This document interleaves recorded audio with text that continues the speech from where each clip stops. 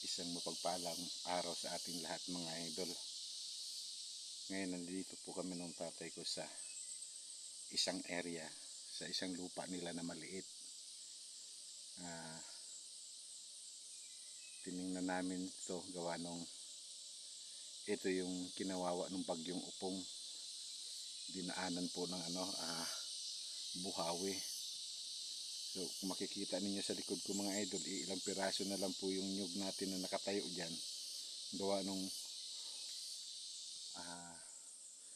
sobra 150 na puno yung tinangay ng baha. Kasi dito po dumaan yung buhawi. Napakalaking tubig. Kaya ubos-ubos talaga yung nyug na nasa likod ko mga idol. At wala rin bunga gawa nung kinain na rin ng mga unggoy. So bali ito mga idol yung area kung saan puro nyug din to mga idol ngayon, puro na malalaking bato mga idol gawa nung dito po mismo dumaan yung bulto ng tubig galing sa itaas, dito po bumaba. So ito po yung area mga idol. Ayan po, tumubo na po yung mga bagong ng kahoy. Ayan po, pamula po roon sa dulo mga idol, yung nakikita ninyong may bato na maliit tingnan pero napakalaki yan idol. Ayan, nasa malayo tayo. Tsaka ito po yung dinaanan talaga ng baha idol. Ayan po, dinaanan po ng baha yan mga idol. Kaya kita nyo talagang ukang-uka po yung mga puno ng nyug mga idol. So sobra apat na tao pag ipagdugtong mo yung apat na tao mga idol, ganun kalalim yung tubig. May kasama pang mga bato mga idol. Ayan po, apat o anim na tao pa ay mga idol, ganun kataas yung tubig. Sobra pa nga po. Ayan pa po, sobrang lawak po nung dinaanan nung tubig mga idol. Ayan, so ilang piraso na lang po yung puno ng nyug natin mga idol. 20 piraso na lang po yung natira sa mga puno natin. So failure yung natin dito ngayon mga idol. Yung nyug natin ngayon dito mga idol, wala tayong makukuhang kopras dito. So ito yung pinakamaliit na lupa nung tatay ko. Ito pa po yung kinawawa. So nakakapanghinayang lang isipin mga idol, gawa nung noon sa dami ng bunga rito nakukuha namin, ngayon ilang piraso na lang yung puno natin, wala pang mga bunga dahil pagkatapos ng bagyo inatake ng mga unggoy po mga idol. Gawa nung wala na rin sila makain doon sa bundok o sa gubat, kaya bumaba na sila rito mga idol. So ayan po, makikita nyo naman po yung yung pinagdaanan ng bagyong Upong. Wala tayong magagawa dyan mga idol, kalamidad po yan. So hindi na rin tayo pwede makapagtanim dito gawa nung puro malalaking bato na mga idol. Ayan po, wala na, back to zero na tong area na ito mga idol. So grabing init, wala talaga tayong magagawa dito mga idol. Ayan po, puro malalaking bato na po. Kung dati purong lupa, ngayon po mga idol purong bato na mga idol.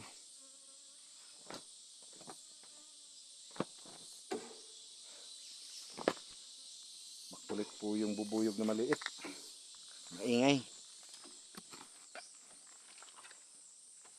Sayang yung area mga idol, kaya nanghihinayang talaga ako idol, gawa nung Ito yung area pagka nagpa-kopras ako. Dati na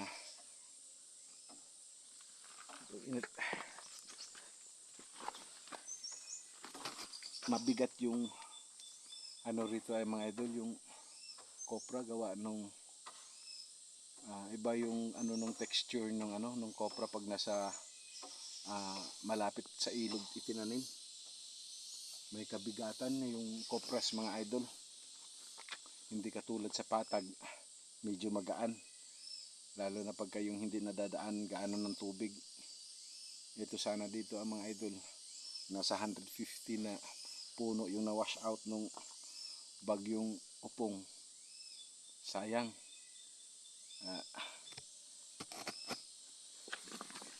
Nag-iisip ng plano mga idol kung paano ulit makapagtanim. Makikita nyo naman mga idol, oh. Ang lalaking mga bato mga idol. Ayan pa po. Sobra sayang. Ayan po. Napakalaking mga bato mga idol. Yan lang po. Sobrang laki na yung bato na yun mga idol. Dati wala namang batong ganito kalalaki. Ayan po. Puro po bato na lahat. Sayang.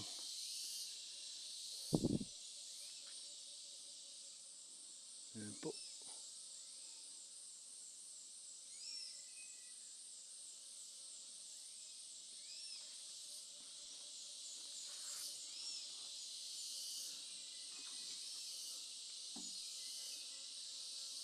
Ayan po yung tatay ko mga idol.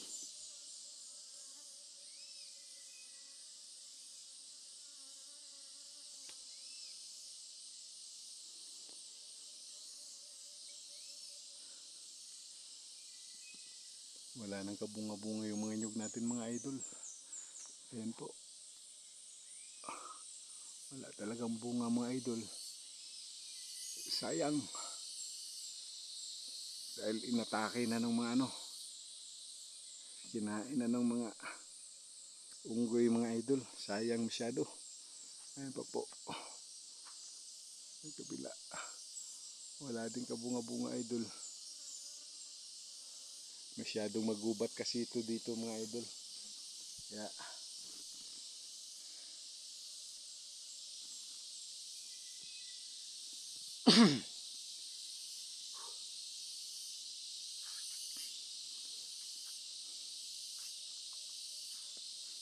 ayan po mga idol.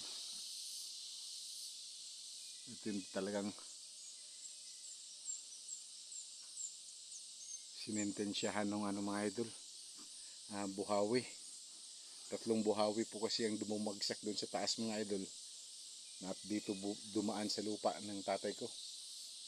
Ay napakasayang.